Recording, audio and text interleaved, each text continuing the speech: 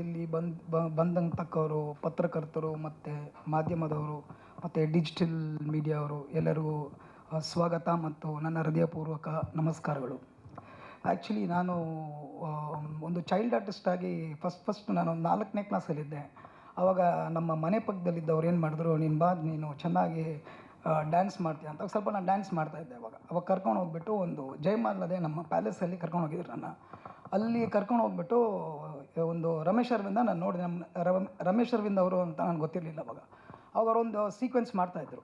So K Balachandra director ಸರು ಅಲ್ಲಿದ್ದರು, ನನಗೆ ಗೊತ್ತಿರಲಿಲ್ಲ. ಚಿಕ್ಕ ಹುಡುಗನಾಗಿದ್ದೆ ಅವಾಗ ನನಗೊಂದು ಕೇಳಿದ್ರು, ನೀನೇನಾದರೂ ಮಾಡ್ತೀಯಪ್ಪ ಅಂತ. ನಾನು ಧೈರ್ಯವಾಗಿ ಏನು ಹೇಳಿದೆ, ಸರ್ ನಾನು ಮಾಡ್ತೀನಿ ಅಂತ ಹೇಳಿದೆ. ಒಂದು ಸೀಕ್ವೆನ್ಸ್ ಮಾಡಿದೆ.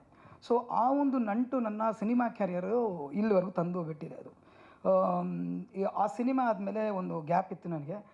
ನಾನು ಓದೋಕ್ಕೆ ಸ್ಟಾರ್ಟ್ ಮಾಡಿದೆ. MBA ಮಾಡಿ LLB ಮುಗಿಸಿದೆ ನಾನು. ಸೆಂಟ್ರಲ್ಲಿ ನನಗೆ ಹೆಂಗೆ ಒಂದು ಇದೇ ಥರ ಒಂದು ಆಡಿಯೋ ಲಾಂಚ್ಗೆ ಹೋಗಿದ್ದೆ ನಾನು. ಅವಾಗ ಒಂದು ಡೈರೆಕ್ಟ್ರನ್ನ ಅಲ್ಲಿ ಮೀಟ್ ಮಾಡಿದ್ದೆ ನಾನು. ಅವ್ರು ಹೇಳಿದ್ರು, ನೀವು ಏನಾದರೂ ಇಂಟ್ರೆಸ್ಟ್ ಇದ್ದರೆ ಆ ಸಿನಿಮಾ ಮಾಡೋಕ್ಕೆ ಅಂತ ಕೇಳಿದರು. ಆವಾಗಲೇ ನನ್ನ ಫಸ್ಟ್ ಸಿನಿಮಾ ವಾಟ್ಸಪ್ ಲವ್ ಬಂದು 2015-16 ರಿಲೀಸ್ ಆಗಿತ್ತು. ಅದು ನನ್ನ ಮೊದಲ ಪ್ರಯತ್ನ. ಸ್ವಲ್ಪ ಮಟ್ಟಕ್ಕೆ ಓಡಿತ್ತದು. ಸೊ ಆಮೇಲೆ ಅದಾದಮೇಲೆ ಇವಾಗ ನಾನು ಕರ್ಕಿಗೆ ಬಂದುಬಿಡ್ತೀನಿ. ಕರ್ಕಿ ಬಗ್ಗೆ ಹೇಳಬೇಕಂದ್ರೆ, ಕರ್ಕಿಯಲ್ಲಿ ನಾನು ಕಂಡಂಥ ಸಿನಿಮಾ ಒಂದು ಡೆಬ್ಯೂಟೆಂಟ್ ಒಂದು ಹೀರೋ ಆಗಿ ಅಲ್ಲೇ ನಾನು ರಿಯಲಾಗಿ ಸಿನಿಮಾ ಏನು ಅಂತ ನಾನು ಕಲ್ತ್ಕೊಂಡೆ. ಹೆಂಗೆ ಕಲ್ತ್ಕೊಂಡೆ ಅಂದರೆ, ನಂಬರ್ 1 ಟೆಕ್ನಿಷಿಯನ್ಸ್, ನಂಬರ್ 1 ಕೋ ಆರ್ಟಿಸ್ಟ್ಗಳ ಜೊತೆಲಿ ಆ್ಯಕ್ಟ್ ಮಾಡುವಾಗ. ಎಕ್ಸಾಂಪಲ್ ನಮ್ಮ ಪವಿತ್ರನ್ ಸರ್ ಬಗ್ಗೆ ನಾನು ವಿಕಿಪೀಡಿಯಲ್ಲಿ ಓದಿದೆ. ನಾನು ಅವ್ರ ಬಗ್ಗೆ ತುಂಬ ತಿಳ್ಕೊಂಡೆ. ನಾನು ಅವರು ಮಾಡಿರೋ ಆರ್ಟಿಸ್ಟ್ಗಳ ಜೊತೆ ಅಂದರೆ ಅಜಿತ್, ವಿಜಯ್, ಸೌತ್ ಇಂಡಿಯಾದಲ್ಲಿ ತುಂಬ ಮಾಡಿದ್ದಾರೆ ಅವರು. ಸೊ ದೊಡ್ಡ ಸ್ಟಾರ್ಗಳ ಜೊತೆಲಿ ಅವ್ರು ಅವ್ರನ್ನ ನಟಿಸಿ ಅವ್ರನ್ನ ಫೇಮಸ್ ಮಾಡಿದ್ದಾರೆ. ಸೊ ಅವಾಗ ನಾನು ಅಂದ್ಕೊಂಡೆ, ಇಂಥ ಒಂದು ಡೈರೆಕ್ಟರ್ ಜೊತೆಲಿ ನಾನು ಮಾಡಲೇಬೇಕು ಅಂತ ನಮ್ಮ ಪ್ರೊಡ್ಯೂಸರ್ ಸರ್ ನನ್ನ ಮೀಟ್ ಮಾಡೋದು. ಅದೇ ಟೈಮಲ್ಲಿ ಒಂದು ಕೋಇನ್ಸಿಡೆಂಟ್ ಆಯಿತು. ಅವಾಗ ನಮ್ಮ ಪ್ರೊಡ್ಯೂಸರ್ ನನಗೆ ಹೇಳಿದ್ರು, JP ನೀನು ಆಲ್ರೆಡಿ ಸಿನಿಮಾ ಮಾಡಿದ್ಯಾ, ಈ ಒಂದು ಸಿನಿಮಾ ನೀನು ಮಾಡೋದು. ನಾನು ಸಿನಿಮಾ ಬಗ್ಗೆ ಸ್ವಲ್ಪ ಕಾಳಜಿ ಬಿಟ್ಬಿಟ್ಟಿದ್ದೆ. ನಾನು ಮುಂದೆ ಬಿಸ್ನೆಸ್ ಮಾಡೋಣ, ಸ್ವಲ್ಪ ಮನೆ ಕಡೆ ಗಮನ ಕೊಡೋಣ ಅಂತ. ಆವಾಗ ನಮ್ಮ ಪ್ರೊಡ್ಯೂಸರ್ ಹೇಳಿದ್ರು, ಒಳ್ಳೆ ಡೈರೆಕ್ಟರ್ ಸಿಕ್ಕಿದ್ದಾರೆ ನೋಡು ಅಂದರು. ಅವಾಗ ಡೈರೆಕ್ಟರ್ ಬಗ್ಗೆ ನಾನು ಓದಿದೆ. ಆವಾಗ ನನಗೆ ಒಂದು ಆಶ್ಚರ್ಯ ಆಯಿತು, ಈ ಥರ ಒಂದು ಆಪರ್ಚುನಿಟಿ ನನಗೆ ಸಿಗುತ್ತಾ, ನಾನು ಮಾಡಬಲ್ಲೆನಾ, ಅವ್ರನ್ನ ನಾನು ಫೇಸ್ ಮಾಡೋಕ್ಕಾಗುತ್ತಾ ಅಂತ ನನಗೊಂದು ಭಯ ಇತ್ತು. ಆ್ಯಕ್ಚುಲಿ ನಾನು ಪ್ರೊಡ್ಯೂಸರ್ ಸರ್ಗೆ ಹೇಳೋಕ್ಕೆ ಬರಲಿಲ್ಲ ನನಗೆ. ಆಮೇಲೆ ಡೈರೆಕ್ಟ್ರನ್ನ ನಾನು ಮೀಟ್ ಮಾಡಿದೆ. ಡೈರೆಕ್ಟ್ರನ್ನ ಮೀಟ್ ಮಾಡಿದಾಗ ಅವ್ರೇನು ಹೇಳಿದ್ರು, ಧೈರ್ಯವಾಗಿ ಮಾಡಪ್ಪ, ನಾನು ಇದ್ದೀನಿ, ಏನು ಸಂಕೋಚ ಪಡಬೇಕ. ಸರಿ ಆಯಿತು, ಸ್ವಲ್ಪ ನನಗೆ ಕನ್ನಡ ಸಪೋರ್ಟ್ ಮಾಡು. ಇವಾಗ ನಾನು ಒಂದು ಟೀಮ್ ಇದ್ವಿ, ನಾವು ಇಲ್ಲೇ ಹುಟ್ಟಿ ಬೆಳೆದಿರೋದು. ಸೊ ಅವಾಗ ಡೈರೆಕ್ಟರ್ ಹೇಳಿದ್ರು, ನನಗೆ ಸ್ವಲ್ಪ ಕನ್ನಡ ಸಪೋರ್ಟ್ ಮಾಡಿ, ನನಗೊಂದು ಫ್ಲೋ ಕೊಡಿ, ನಾನು ಚೆನ್ನಾಗಿ ನಿಮ್ಮನ್ನ ಸ್ಕ್ರೀನ್ ಪ್ಲೇ ಅದನ್ನು ಮಾಡಿ ನಿಮ್ಮನ್ನ ಆ್ಯಕ್ಟ್ ಮಾಡಿಸ್ತೀನಿ ಅಂದರು. ಸೊ ನಾನೇನು ಮಾಡಿದೆ, ಶೂಟಿಂಗ್ ಸ್ಟಾರ್ಟ್ ಆಯಿತು. ಶೂಟಿಂಗ್ ಸ್ಟಾರ್ಟ್ ಆವಾಗ ನಾನು ಏನು ಮಾಡಿಲ್ಲ, ನನ್ನ ಆ್ಯಕ್ಟಿಂಗ್ ಮಾಡೋದು ನಾನು ಸ್ಟಾರ್ಟ್ ಮಾಡಿದೆ. ಡೈರೆಕ್ಟ್ರ್ ಬಂದು ಹೇಳಿದ್ರು, ನೋಡು ನೀನೇನು ಭಯ ಪಡಬೇಡ, ನಾನು ಒಂದು ದೊಡ್ಡ ಡೈರೆಕ್ಟ್ರು ಇಲ್ಲ ಒಂದು ದೊಡ್ಡ ಟೆಕ್ನಿಷಿಯನ್ಸ್ ಇದ್ದಾರೆ ಇನ್ನು ಮುಂದೆ ಅಂತ ಏನು ಭಯ ಪಡಬೇಡ, ಧೈರ್ಯವಾಗಿ ನೀನು ಆ್ಯಕ್ಟ್ ಮಾಡು, ನೀನು ಏನು ಬರುತ್ತೋ ಮಾಡು, ನಾನು ನಿನಗೊಂದು ದಾರಿ ತೋರಿಸ್ತೀನಿ ಅಂದರು. ಒಂದು 10 ಟೈಮ್ ಹೇಳಿದ್ರು ಸರ್. ಆಮೇಲೆ ನಾನು ಪಾಡಿಗೆ ನಾನು ಆ್ಯಕ್ಟ್ ಮಾಡೋಕ್ಕೆ ಸ್ಟಾರ್ಟ್ ಮಾಡಿದೆ. It was really outstanding.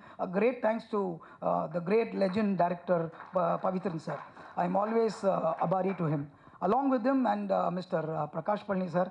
ಅವರು ನನ್ನ ಬಿಸ್ನೆಸ್ ಮ್ಯಾನ್ನಾಗಿ ನೋಡಿರೋದು, ಒಂದು ಹೀರೋ ಆಗಿ ನೋಡಿಲ್ಲ. ಅದು ಹೆಂಗೆ ಅವ್ರ ಮನ್ಸಿಗೆ ಬಂತೋ, ನಾನೊಂದು ಸಿನಿಮಾ ಮಾಡಬೇಕಂತ ನನಗೆ ಅರ್ಥ ಆಗಿಲ್ಲ.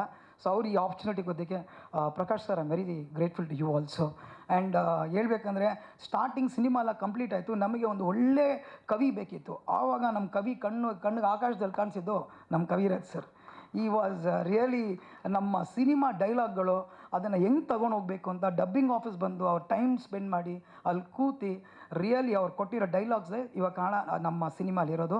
Really thankful to you sir, very thanks. And Arjun Jain sir ಇಲ್ಲಿ ಬರಲಿಲ್ಲ. ಅವರು ಬ್ಯೂಟಿಫುಲ್ ಒಂದು western rap Kannada first time ಆ ಥರ ಸಾಂಗ್ ಮಾಡಿದ್ದಾರೆ. ಆಡಿಯೋ ಲಾಂಚಲ್ಲಿ ನಿಮ್ಗೆ ಹೇಳ್ತೀವಿ ನಾವು. ಆ್ಯಂಡ್ ನೆಕ್ಸ್ಟ್ ಬರೋದು ನಮ್ಮ ಸಾಧು ಮಹಾರಾಜ್ ಸರು. ಅವರು ಅವ್ರ ಜೊತೆಯಲ್ಲಿ ಆ್ಯಕ್ಟ್ ಮಾಡೋಕ್ಕೆ ನನಗೆ ತುಂಬ ಭಯ ಆಗ್ತಾಯಿತ್ತು. ಯಾಕಂದರೆ ಅವ್ರು ತುಂಬ ಸೀನಿಯರ್ ಮೋಸ್ಟ್ ಆ್ಯಕ್ಟ್ರನ್ನ ಹೆಂಗೆ ಮಾಡಲಿ ಅಂತ.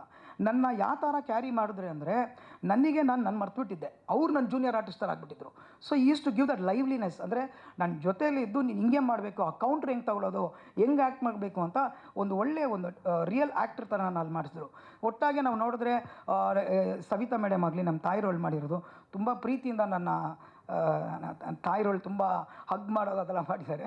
ತುಂಬ ಬ್ಯೂಟಿಫುಲ್ ಆಗಿ ಅವ್ರ ಸಿನಿಮಾಲಿ ಮೂಡ್ ಬಂದಿದೆ. ಆಮೇಲೆ ನಮ್ಮ ಜಗದೀಶ್ ಅಣ್ಣ ಅವರು ಬಂಗಾರಪೇಟೆಯಲ್ಲಿ ನಮ್ಗೆ ಏನೇ ಲೊಕೇಶನ್ ಕೇಳಲಿ, ಎಂಥ ಒಂದು ರೈಲ್ವೆ ಟ್ರ್ಯಾಕ್ ಇತ್ತು, ರೈಲ್ವೆ ಒಂದು ಡಿಪಾರ್ಟ್ಮೆಂಟ್ನ ಕನ್ವಿನ್ಸ್ ಮಾಡಿ ಪರ್ಮಿಷನಲ್ಲಿ ಹಾಕ್ಸಿ ಅಲ್ಲಿ ಶೂಟ್ ಮಾಡಿದ್ದೀವಿ.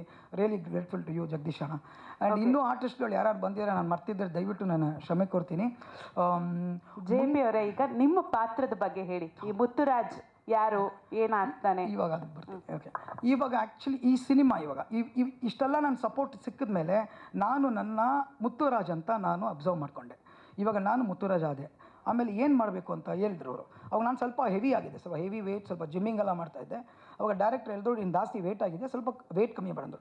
ಅದಕ್ಕೆ ನಾನು 6 to 8 kgs ಕಮ್ಮಿ ಮಾಡಿಕೊಂಡು ಆ ಪಾತ್ರಕ್ಕೆ ಕರೆಕ್ಟಾಗಿ ಸೆಟ್ ಆದೆ. ನಾನು ಪಾತ್ರ ಸೆಟ್ ಆದಮೇಲೆ ಈ ಸಬ್ಜೆಕ್ಟ್ ನಾನು ಬರೋವಾಗ ಈ ಒಂದು ಕ್ಯಾರೆಕ್ಟರು ಒಂದು ವಿಲೇಜಲ್ಲಿ ಉದ್ಭವ ಆಗುತ್ತೆ ಸರ್.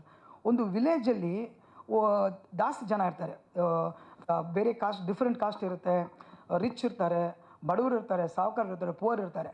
ಬಟ್ ಆ ಒಂದು ಪುವರ್ ಏನು ಮಾಡ್ತಾನೆ, ಅವನೊಂದು ಬದುಕಬೇಕಂದ್ರೆ ಸೊಸೈಟಿಯಲ್ಲಿ ಅವ್ನು ಏನು ಮಾಡಬೇಕು, ಯಾವ ಥರ ಕನಸಿಟ್ಕೊಂಡಿದ್ದಾನೆ, ಆ ಕನಸನ್ನು ಯಾರು ನನಸು ಮಾಡ್ತಾರಂದರೆ ಆ ಊರಲ್ಲಿ ಒಬ್ಬರು ದೊಡ್ಡವರು ಇರ್ತಾರೆ, ಅವರು ಆ ಕನಸನ್ನು ನನಸು ಮಾಡೋಕ್ಕೆ ಅವ್ರು ಹೇಳ್ತಾರೆ.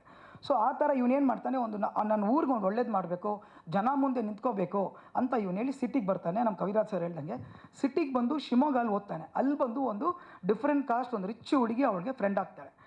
ಜನ ಇವತ್ತು ಹೆಂಗೆ ಆಗ್ಬಿಟ್ಟಿದೆ ಅಂದರೆ, ಇಲ್ಲೇ ಇಲ್ಲ ಬೆಂಗಳೂರಲ್ಲೆಲ್ಲ ಎಲ್ಲ ಕಡೆ ನಾನು ನೋಡಿದ್ದೀನಿ ಹೋಗಿ. ಎಕ್ಸ್ಪೀರಿಯನ್ಸ್, ನನ್ನ ಪರ್ಸ್ನಲ್ ಎಕ್ಸ್ಪೀರಿಯನ್ಸ್ ನಾನು ಏನು ಹೇಳ್ತೀನಿ ಅಂದರೆ, ಒಂದು ಕಾಲೇಜಲ್ಲಿ ಒಂದು ಹುಡುಗ ಹುಡುಗಿ ಸೇರ್ತಾರೆ, ಇಲ್ಲ ಒಂದು 5-6 ಜನ ಒಂದು ಡಿಫ್ರೆಂಟ್ ಲ್ಯಾಂಗ್ವೇಜಸ್, ಡಿಫ್ರೆಂಟ್ ಜೆಂಡರ್ ಸೇರ್ತಾರೆ. ಅಂದರೆ ಹುಡುಗ ಹುಡುಗಿ ರಿಚ್ಚು ಎಲ್ಲ ಸೇರ್ತಾರೆ. ಬಟ್ ನಾವು ಕಾಲೇಜ್ಗೆ ಹೋಗುವಾಗ ನಾವೇನು ಅಂದ್ಕೊತೀವಿ, ನಾವೆಲ್ಲ ಸ್ಟೂಡೆಂಟೇ ಅಂದ್ಕೊಳ್ಳೋದು. ಬಟ್ ಈ ಸಿನಿಮಾಲಿ ಏನಾಗುತ್ತೆ, ಒಂದು ಸಾಹುಕಾರ ಹುಡುಗಿ ಒಂದು ಬಡವನ ಹುಡುಗನ ಹತ್ರ ಒಂದು ಫ್ರೆಂಡ್ ಆಗ್ತಾಳೆ. ಅದಕ್ಕೆ ಆ ವರ್ಗದವ್ರು ಏನು ಅನ್ಕೊತಾರೆ, ಇವನು ಈ ಹುಡುಗಿನ ಇವನು ಲವ್ ಮಾಡ್ತಾನೆ, ಇವನ್ನ ಏನಾದರೂ ನಮ್ಮ ಹುಡುಗಿನ ಎತ್ತಾಕೊಂಡು ನಮ್ಮ ಜಾತಿಗೆ ಅವಮಾನ ಆಗುತ್ತೆ ಅಂತ. ಬಟ್ ಸ್ಟೋರಿ ಅದಿಲ್ಲ. ಯಾಕೆ, ನಾವು ಒಂದು ಕಾಲೇಜಲ್ಲಿ ಸೇರಿದ್ರೆ ಒಂದು ಹುಡುಗ ಹುಡುಗಿ ಫ್ರೆಂಡ್ ಆಗಬಾರ್ದಾ? ನಾನು ಕೇಳೋದಷ್ಟೇ. ಏನು ಜಾತಿ ನೋಡೇ ಫ್ರೆಂಡ್ ಆಗ್ತಾರಾ? ಒಂದು ಹುಡುಗ ಹುಡುಗಿ ಫ್ರೆಂಡ್ ಆಗೋದ್ರೇನಿದೆ? ಜಾತಿ ನೋಡಿ ಯಾರು ಫ್ರೆಂಡ್ ಆಗಲ್ಲ, ಒಂದು ಲೋ ಕಾಸ್ಟ್ ಆಗಲಿ ಆಗಲಿ. ಈ ಮೆಸೇಜ್ ನಾವು ಜನಕ್ಕೆ ಕೊಡ್ತಾ ಇರೋದು ಈ ಸಿನಿಮಾಲಿ. ನಾವು ಜಾತಿನೂ ಇಟ್ಕೊಂಡಿದ್ದೀವಿ, ಬಟ್ ಬೇಸಿಕ್ಲಿ ಎಲ್ಲೇ ಒಂದು ಕಾಲೇಜ್ಗೆ ಹೋದ್ರು ಯಾವುದೇ ಜಾತಿ ಒಂದು ಹುಡುಗ ಹುಡುಗಿ ಫ್ರೆಂಡ್ ಆಗ್ಬೋದು, ಆದರೆ ಅವರು ಲವರ್ ಅಂತ ಯಾರೂ ಡಿಸೈಡ್ ಮಾಡಬಾರ್ದು. ಇದು ತುಂಬ ಜಾಗದಲ್ಲಾಗಿದೆ, ತುಂಬ ಆ್ಯಕ್ಟಿವಿಟೀಸು, ತುಂಬ ಸೂಸೈಡ್ ಕೇಸಲ್ಲಿ ಆಗಿದೆ. ಅದು ಸ್ವಲ್ಪ ಎಕ್ಸಾಂಪಲ್ಸ್ ಇಟ್ಟಿದ್ದೀವಿ, ನಾವು ಇವಾಗ ಎತ್ಕೊಂಬರಲಿಲ್ಲ, ನಾನು ಕೊಡ್ತೀನಿ ನೆಕ್ಸ್ಟ್ ಟೈಮ್ ಪ್ರೆಸ್ ಮೀಟಲ್ಲಿ. ಸೊ ಇದನ್ನು ನಾವು ಹೆಂಗೆ ಜನಕ್ಕೆ ತೋರಿಸ್ತೀವಿ ಅಂತ ಒಂದು ಹೈಲೈಟ್ ಮಾಡಿದ್ದೀವಿ. ದಯವಿಟ್ಟು ಅದನ್ನು ನೀವೆಲ್ಲ ಸಹಕರಿಸಬೇಕು.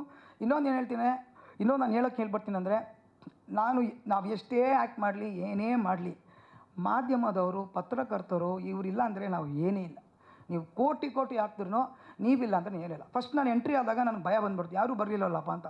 ನಮ್ಮ ಕಾರ್ತಿಕ್ ಅವ್ರನ್ನ ಕೇಳ್ತದೆ, ಎಲ್ಲಿ ಮಾಧ್ಯಮದವರೇ ಇಲ್ಲ ಅಂತ. ಯಾಕಂದರೆ ಅವರೇ ಮೇಯ್ನ್ ನಮಗೆ. ಆಮೇಲೆ ನೋಡಿದ್ರೆ ಎಲ್ಲರೂ ಇದೆಯಲ್ಲ, I am really grateful sir. ತುಂಬ ಥ್ಯಾಂಕ್ಸ್ ಸರ್, ಮಾಧ್ಯಮದವರಿಗೆ ತುಂಬ ಥ್ಯಾಂಕ್ಸ್. ಸೊ ಹೀಗೆ ಸಪೋರ್ಟ್ ಮಾಡ್ತಾಯಿರಿ. ನಾನೇನು ಹೊಸಬ ಇಲ್ಲ ಇಂಡಸ್ಟ್ರಿಗೆ, ಅಲ್ಬನೇ. ಬಟ್ ದಯವಿಟ್ಟು ಹೊಸಬರು ಅಳುಬರು ಯಾರೇ ಇರಲಿ, ನಾವೆಲ್ಲ ಆ್ಯಕ್ಟರ್ಸು, ಆ ಥರ ಅಂದ್ಕೊಂಡು ದಯವಿಟ್ಟು ಸಪೋರ್ಟ್ ಮಾಡಿ. ಕನ್ನಡ ಚಿತ್ರರಂಗದ ಎಕ್ಸ್ಕ್ಲೂಸಿವ್ ಅಪ್ಡೇಟ್ಸ್ಗಾಗಿ ಡೌನ್ಲೋಡ್ ಮಾಡಿ my movie bazaar mobile application. Google play store ಮತ್ತು ಆಪ್ ಸ್ಟೋರ್ನಲ್ಲಿ ಲಭ್ಯ.